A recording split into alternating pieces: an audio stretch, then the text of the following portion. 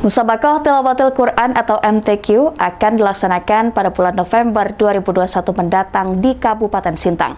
Uniknya, pelaksanaan MTQ 2021 menggunakan maskot yang sebelumnya tidak pernah digunakan.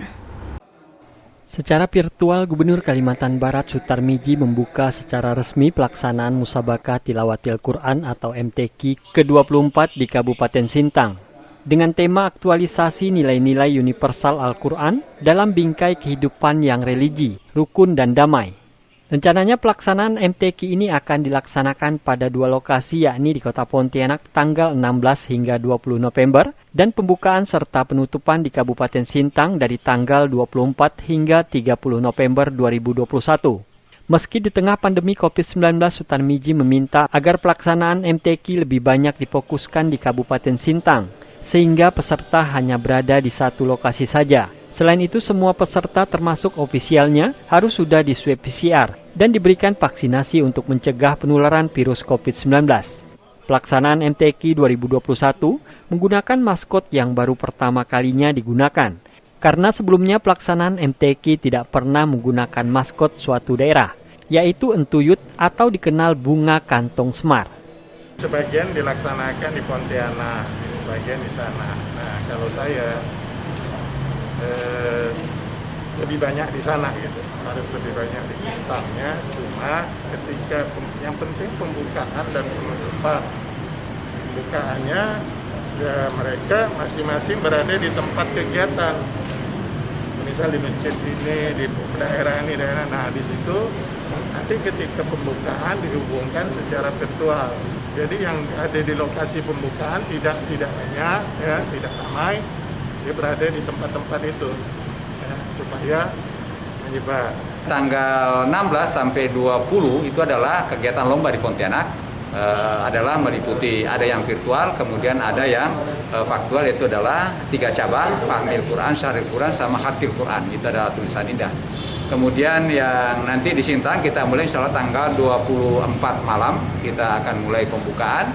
Kemudian besok ini dilanjutkan selama 5 hari adalah untuk lombanya. Kemudian sampai ke nanti penutupan insya Allah tanggal 30 ya kita akan laksanakan penutupan November di Sintang seperti itu. Dari Pontianak, Barlian Pasore iNews melaporkan. Asita, Provinsi Kalimantan Barat sedang membuat program wisata budaya yang menyasar pelajar dan mahasiswa. Program tersebut sebagai langkah untuk kembali membangkitkan sektor wisata di tengah pandemi COVID-19 yang melanda Indonesia sejak tahun 2020 lalu.